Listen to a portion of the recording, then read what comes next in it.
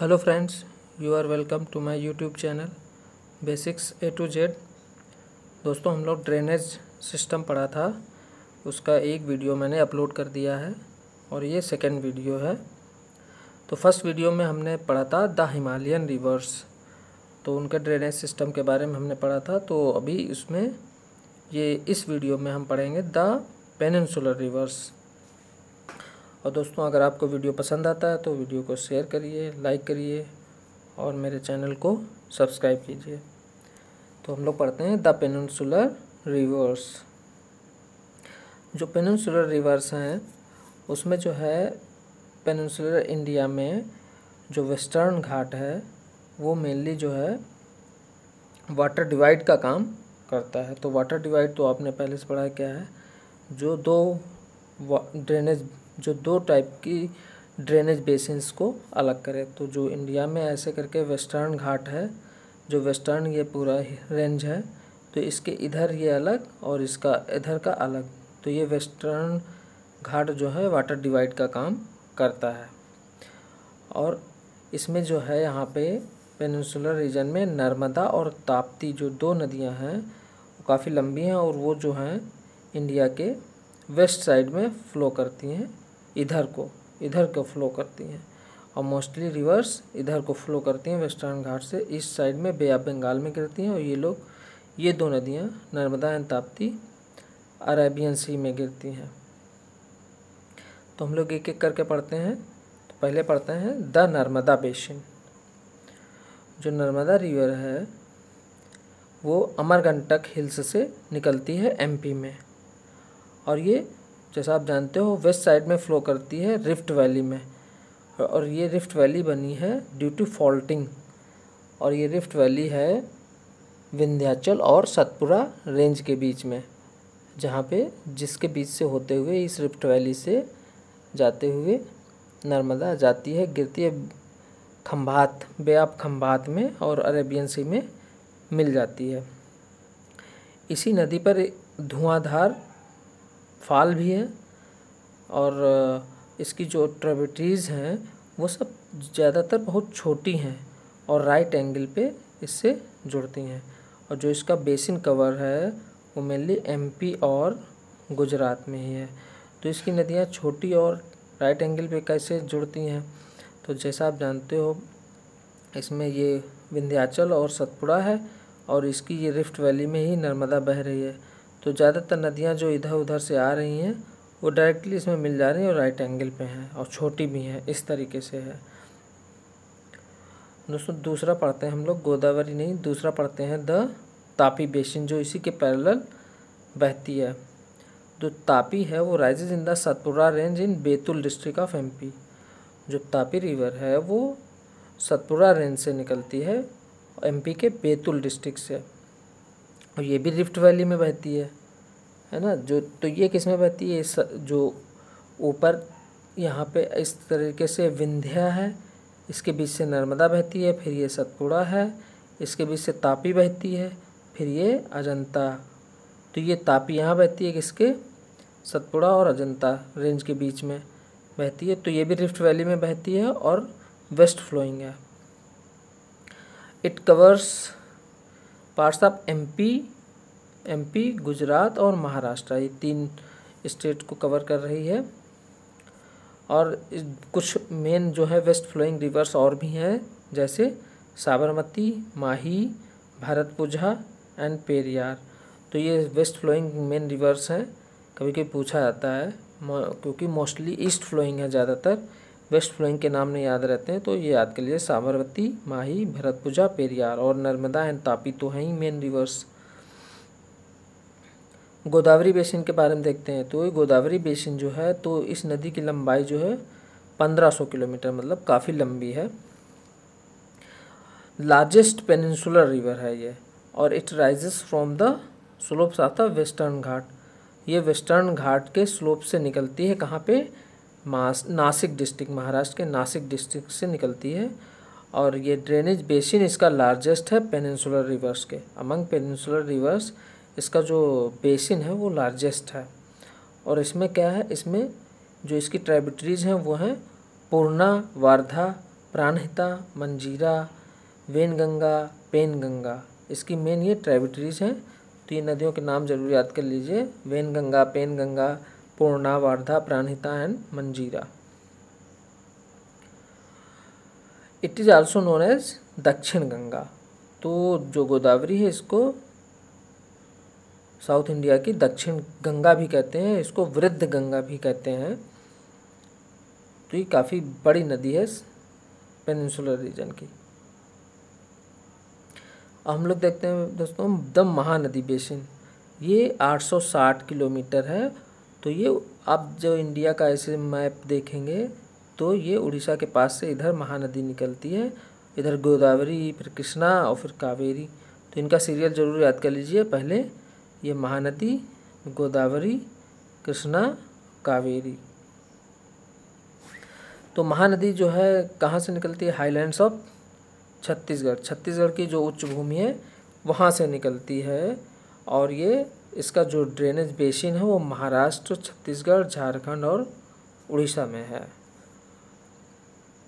उसके बाद देखते हैं कृष्णा बेसिन। तो कृष्णा रिवर भी काफ़ी लंबी है, गोदावरी 1500 किलोमीटर थी और कृष्णा रिवर जो है वो 1400 किलोमीटर 1400 किलोमीटर्स है। और ये कहाँ से निकलती है? एक स्प्रिंग है महाबलेश्वर में, rising from spring near Mahabaleshwar, जहाँ से ये निकलती है। और इसकी जो ट्रिब्यूटरीज हैं वो तुंगभद्रा, कोयना, घाटप्रभा, मूसी, भीमा, इसकी ट्रिब्यूटरीज हैं। जैसे मूसी जो है हैदराबाद में बहती है, भीमा, ये सब साउथ इंडिया पेनिनसुलर रीजन की नदियां हैं। और इसका ड्रेनेज बेसिन जो है महाराष्ट्र, कर्नाटका और आंध्र प्रदेश में है। तो इनके बीच में इसको लेकर काफ़ी आपस में इसके पानी के बंटवारे को लेकर आपस में इन राज्यों में विवाद चलता रहता है, कृष्णा, कावेरी, इनका सबका। अब देखते हैं हम लोग कावेरी बेसिन। जो कावेरी है ये ब्रह्मगिरी रेंज में, वेस्टर्न घाट्स में ब्रह्मगिरी रेंज है, वहाँ से ये निकलती है कावेरी। और इसकी ये कावेरी जो है बहुत लंबी नहीं, इसकी लंबाई है 760 किलोमीटर, 760 किलोमीटर्स वेस्टर्न घाट्स में ब्रह्मगिरी से निकली है। और इसकी जो मेन ट्राइब्यूटरीज हैं वो है अमरावती, भवानी, हेमावती एंड काबिनी। और इसका बेसिन जो है कर्नाटका, केरला एंड तमिलनाडु में है। जो river Kaveri makes the second biggest waterfall in India, जो सबसे सेकेंड बिगेस्ट वाटरफॉल है इंडिया का वो कावेरी पे बनता है, उसका नाम है शिव समुद्रम। और ये फेमस है, हाइड्रो इलेक्ट्रिक पावर जनरेट करता है। और इससे जो है मैसूर, बेंगलुरु और कोलार गोल्डफील्ड में जो है इलेक्ट्रिक सप्लाई होती है। तो इसको याद कर लीजिए, शिव समुद्रम। अब देखते हैं कुछ लेक्स के बारे में जो बुक में दे रखी हैं इस चैप्टर में। तो देखिए पहली है डल लेक। डल लेक कहाँ है दोस्तों? तो ये जम्मू कश्मीर में है। और आपने बहुत सुना होगा हाउस बोट एंड शिकारा। तो ये डल लेक की खासियत है, जहाँ हाउस बोट होती हैं और शिकारा एक तरीके की नाव है जिसमें बैठकर आप सैर कर सकते हैं। तो होता क्या है, लेक्स बनती कैसे हैं ये देख लेते हैं। Lakes are the result of action of glaciers and ice sheets while others have been formed by wind, river action and human activities. तो लेक्स ज़्यादातर बनती हैं ग्लेशियर से, और जो बर्फ़ की परतें हैं उसके उनके कारण जो है ना फ्रिक्शन, इरोजन वगैरह होता है, वहाँ पे बन जाती हैं लेक्स। और कुछ हवा के कारण, कुछ रिवर के एक्शन कारण, कुछ ह्यूमन एक्टिविटीज़ या जानबूझ के जहाँ ज़रूरत है वहाँ बनाई जाती है, तो ऐसे बनती हैं लेक्स। कुछ लैगून लेक्स हैं, जैसे चिल्का लेक उड़ीसा में है, पुलकट लेक आंध्र प्रदेश, कोलेरू लेक आंध्र प्रदेश। तो लैगून्स होती क्या है ये भी समझ लीजिए दोस्तों। लैगून्स क्या होता है, जो हमारा कोस्टल एरिया है ये इंडिया का, तो मान लीजिए यहीं पे ये एकदम स्मूथ तो सरफेस है नहीं कोस्टल एरिया की, ऐसे करके है मान लीजिए।